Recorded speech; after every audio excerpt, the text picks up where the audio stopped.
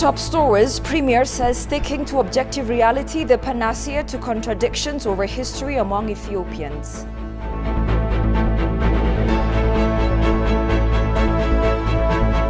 And tensions have resurfaced between Washington and Beijing over a US-Taiwan rapprochement.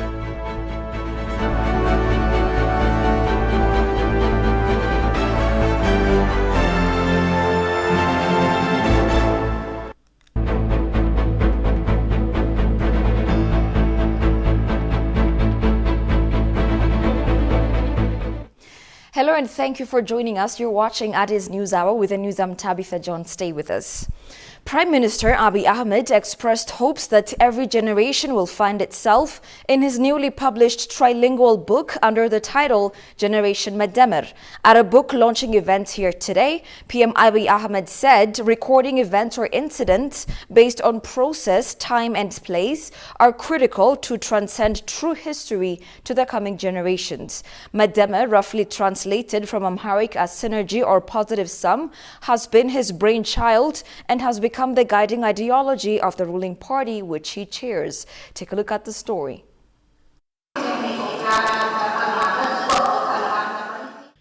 Officially released here today at a launching event, the book published in Amharic, Afan Oromo and English languages delved into the concept of Mademir in 10 chapters. Speaking on the occasion, Prime Minister Abiy Ahmed said recording events or incidents based on time, place and process is critical to transcend actual history to the young generation. Ahmed indicated the proceeds of the book to philanthropic initiatives by his government.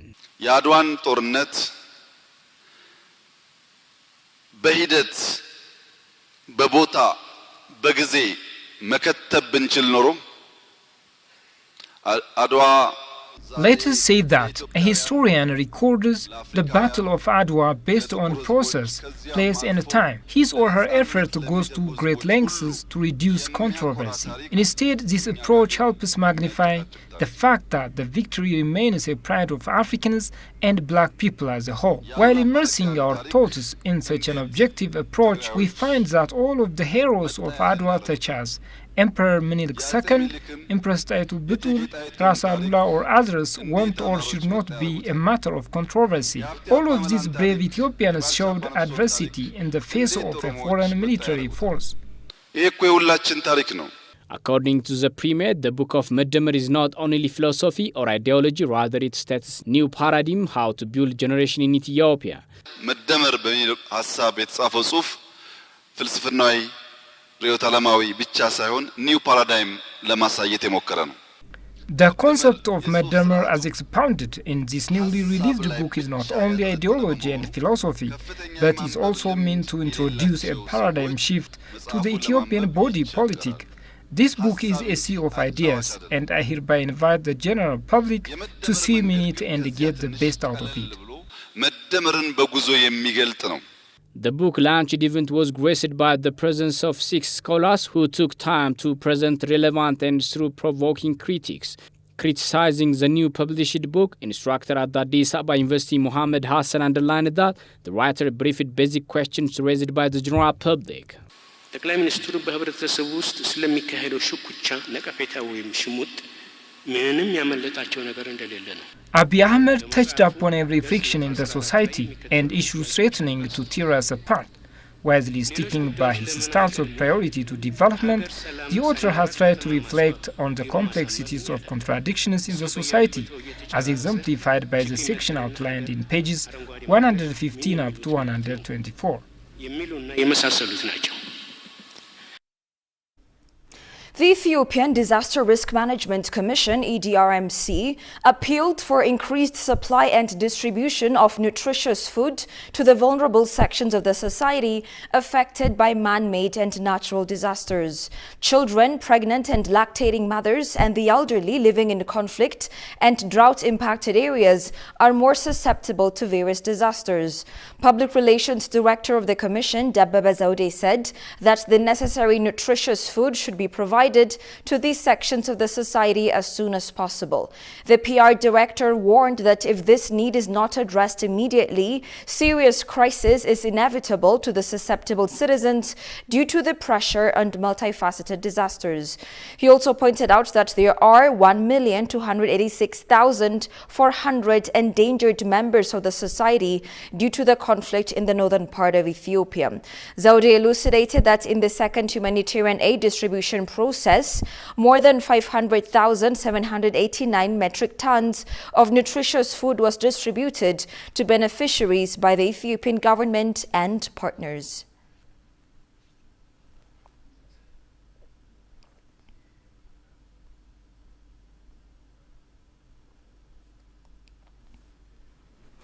Africa has been relentlessly struggling to have its voice represented in multilateral institutions.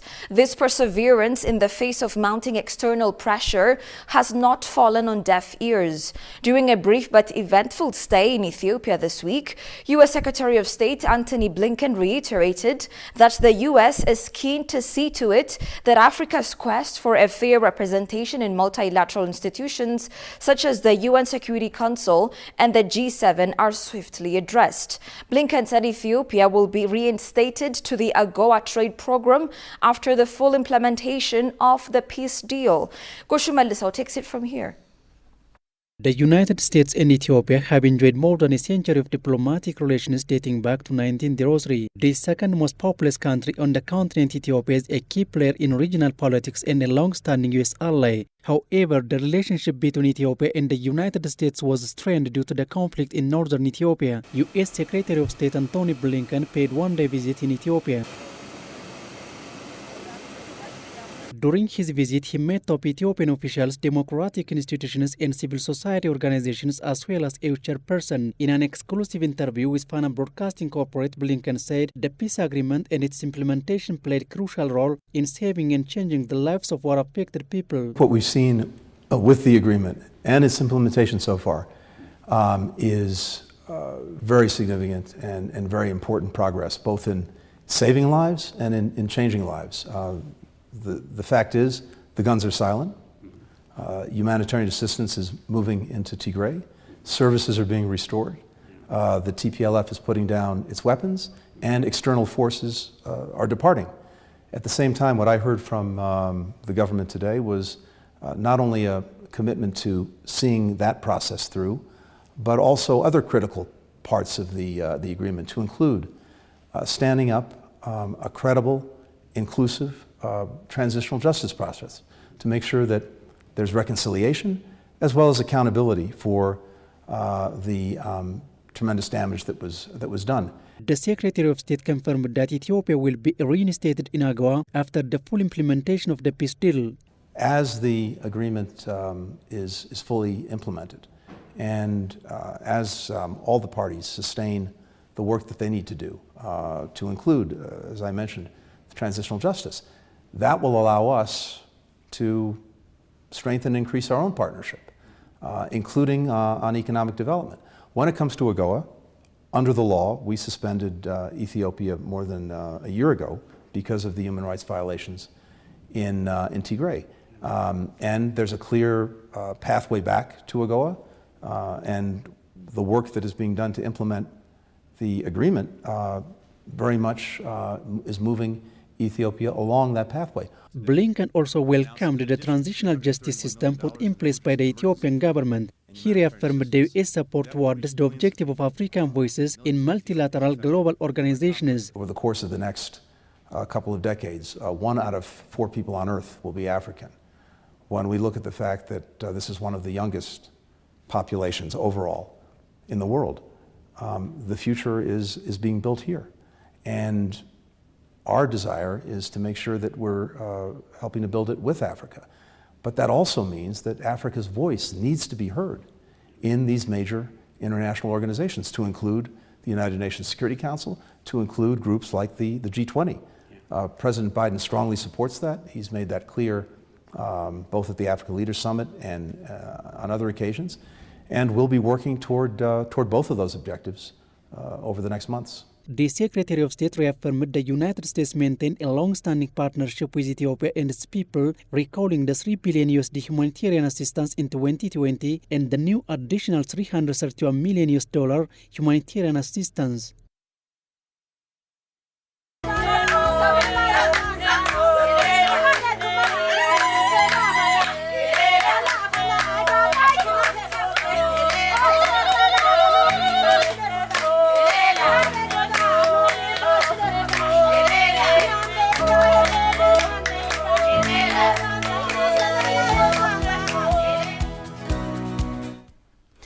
Despite Ethiopia's resolve to maintain the principle of equitable share of the Nile waters, Egypt has lately opted to lock horns with Ethiopia, picking a fresh row over Ethiopia's massive dam project, the Grand Ethiopian Renaissance Dam GERD on the Blue Nile. The new development comes after Cairo issued a fresh but uncalled for warning, saying that all options are on the table to deal with any threat to its water supply posed by the Ethiopian megadam. Egypt is bent on misinforming the international community in connection with the construction of the GERD, making a mountain out of a mole, as its claim of security threat clearly shows. Our staff reporter Habtamu Ashagri has gone over the Egyptian stance and its repercussions in the following piece. Take a look. A report published on one of the vociferous Egyptian media, Egypt Independent, quoted Egyptian Foreign Minister Sami Shukri as saying during a telephone conversation with Hadiz Al-Kahira about the construction of GERD that Egypt will use all options to defend its outdated colonial agreement on Nile River by rejecting the upper riparian countries. Egypt's latest belligerent stance is an utter violation of international declaration and the 2015 Universal Declaration of Principles, which it consigned along with Ethiopia and Sudan. The latest round of Egyptian statement over the GERD is irresponsible and meant to pick a fight.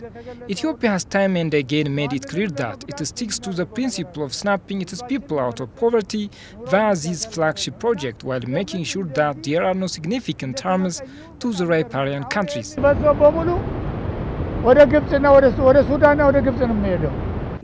Shukri's ill-considered statement is a blatant breach of the principle of African solution for African problems. Egypt repeatedly took the GERD case to the Arab League while not bothering to explore all options available within the framework of the African Union. The threat lately brought to the spotlight by Egypt constitutes a flagrant breach of the United Nations Charter and Constitutive Act of the African Union. This also stands as a clear violation of the agreement on the Declaration of Principle on the Grand Ethiopian Renaissance Dam, signed on 23 March 2015 among Ethiopia, Egypt and Sudan. Egypt must cease its callous and unlawful pronouncements, Addis Ababa has lately warned. Addis Ababa also urged all concerned actors to take note of Egyptian flagrant violation of principles of international relations and underscored that no interest can be advanced through threats and intimidation. Ethiopia, Sudan and Egypt have been locked in talks for about a decade over the dam after Addis Ababa broke ground on the project in 2011. In his latest remarks, Shukri accused Ethiopia of failing to reach a binding agreement with Egypt and Sudan over the long-standing dispute on GERD. Addis Ababa, however, countered that if approached in good faith and with full respect for principles of international law, amicable solution between the three countries is within reach in the negotiation under the auspices of the African Union. Secretary of State Antony Blinken's visit to Ethiopia has revitalized the lately stagnant relations between Ethiopia and the United States, Professor Buruk Hailu of the Africa Leadership Excellence Academy told the Ethiopian news agency. According to the senior advisor at the academy, the visit has revived the stagnant relations between Ethiopia and the United States of America. Despite the brief period of an enthusiastic relationship, the long-standing 120 years relationship of Ethiopia and the USA has been mostly good, he added. However, the relationship between the two countries stalled during the Cold War, and America did not have an ambassador in Ethiopia during the Derg military regime. Following the recent reform in Ethiopia, Professor Buruk said, Ethio-US relations have been good despite the lately brief period of stagnation.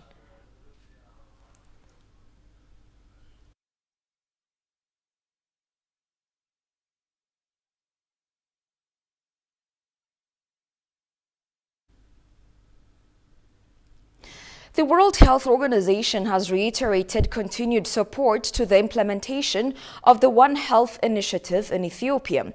Dr. Mohammed Ibrahim, technical officer with the World Health Organization Ethiopia Country Office, stated that the UN agency is closely working with the National One Health Steering Committee to help tackle public health challenges. The WHO has been providing technical and financial assistance to the National One Health Steering Committee with a view to capacitate the public activities being carried out by the 4 ministerial institutions which have so far signed MOU in the sector. That is, the Health Ministry, Agriculture Ministry, Environmental Protection Authority, Ethiopian Wildlife Conservation Authority. The One Health is a broader concept that brings different stakeholders and disciplines working together to address critical public health matters, taking into consideration the health of humans, domestic and wild animals, plants, and the wider environment, including ecosystems that are closely linked and are interdependent.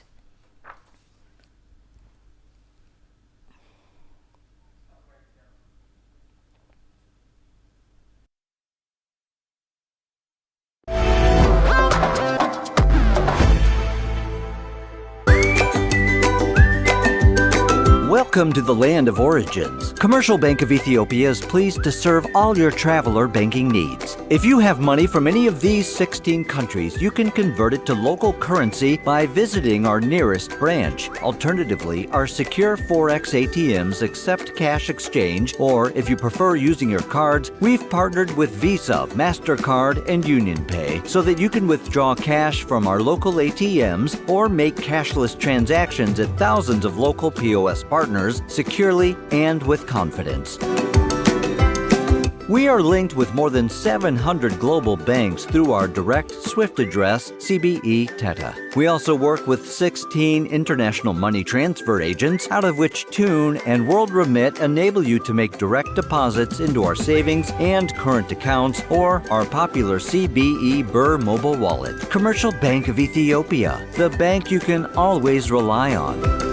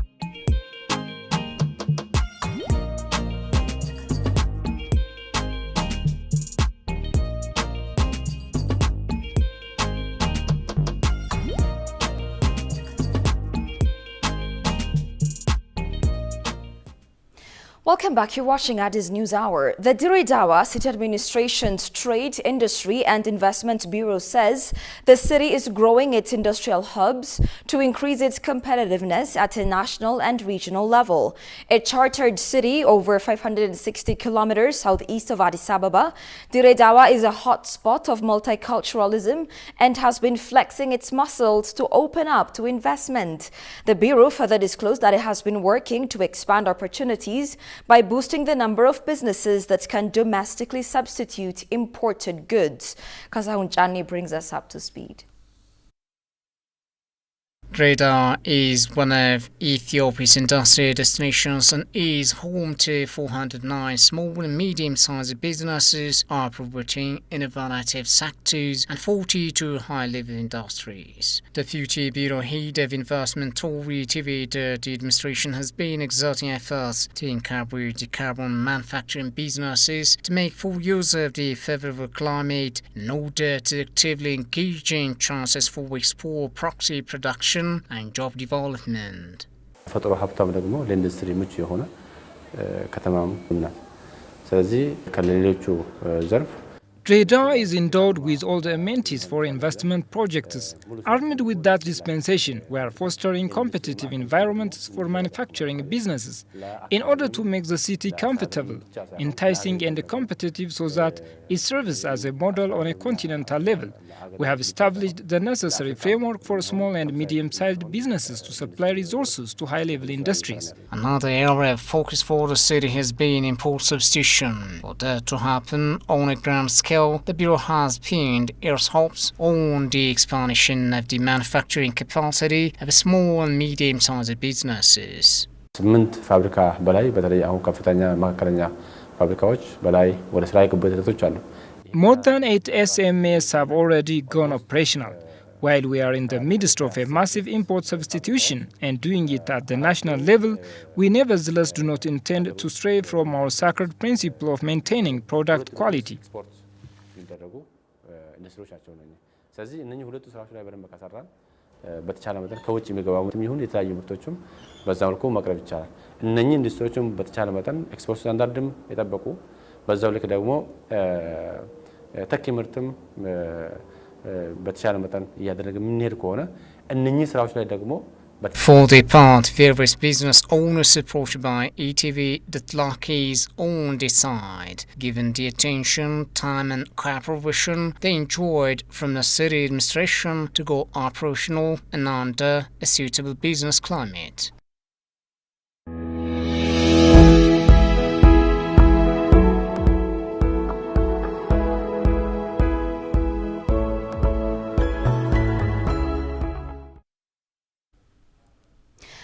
Tensions have resurfaced between Washington and Beijing following the announcement by U.S. House Speaker Kevin McCarthy that they have plans to meet the government of Taiwan. China will strongly condemn the act, believing that the United States will be forced to take all kinds of measures if its aggressive progress against Taiwan is not stopped. Binyam Alamayo presents the following compilation by Kasahun Chane.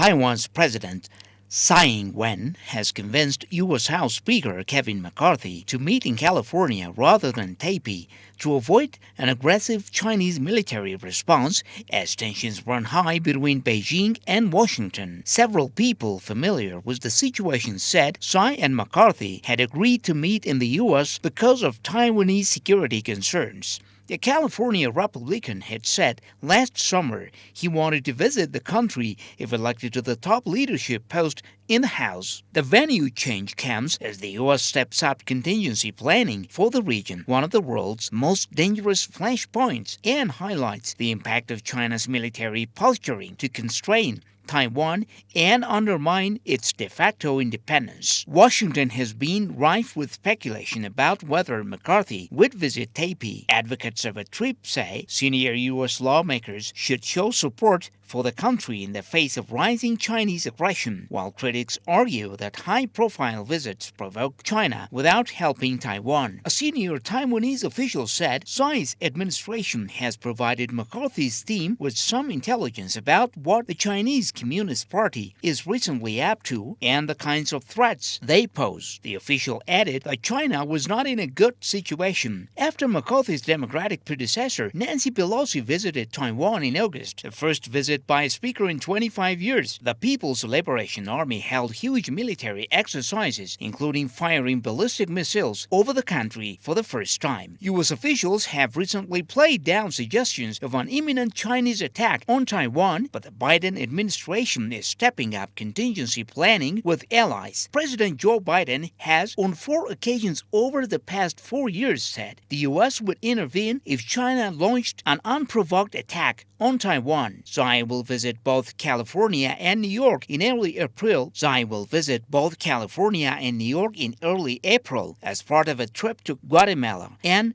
bills. She has also decided to accept an invitation to speak at the Reagan Library in Southern California, according to several people familiar with the situation. The Taiwanese president, whose term ends in May, also visited the Reagan Library in 2018 and made remarks but not a formal speech. A second Taiwanese official said that after McCarthy expressed his view that Taiwan's concerns without Beijing's response were reasonable, Tsai's team had said that why don't they take the opportunity of the stopover in the U.S. to meet. McCarthy's office has officially declined to comment, but the speaker himself confirmed on Tuesday that he planned to meet Tsai, but he said that did not preclude a trip to Taiwan in the future. So are you saying that the United States would come to Taiwan's defense if China attacked? Yes, we have a commitment to do that.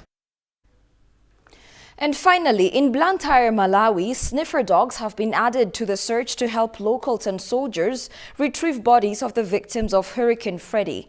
The death toll has risen to 326, announced Lazarus Chakwera, president of Malawi, on Thursday, totaling the number of victims across southern Africa to more than 400 since February. Let's go to the bottom of that story with the following piece by our staff reporter, Shagao Yamata. As the search for dead bodies in Blantyre, Malawi continues, local authorities have brought on search dogs to support a team of soldiers and local people in Mange, a township south of Planar. 5 bodies were recovered after locals said they had spotted bubbles forming under the muddy rubble. The search of bodies is faster today than yesterday because of the sniffer dogs that have come. We're able to see what is happening because of the dogs. Previously lacking canine assistants armed just with shovels, rescuers in Malawi made a grim hunt for buried and decomposing bodies lying amid the debris from destroyed homes, according to Rita Rawa, Assistant Commissioner of Police. 2 days ago, we had some challenges. We were having some difficulties to trace where the bodies were. But today, because of these sniffer dogs, we have managed to trace more than some few days. The death toll has risen to 326, announced Lazarus Chakwera, president of Malawi, Thursday, totaling the number of victims across southern Africa to more than 400 since February. You're watching Addis News Hour. Here's a quick reminder of the stories making headlines. Premier says sticking to objective reality, the panacea to contradictions over history among Ethiopians.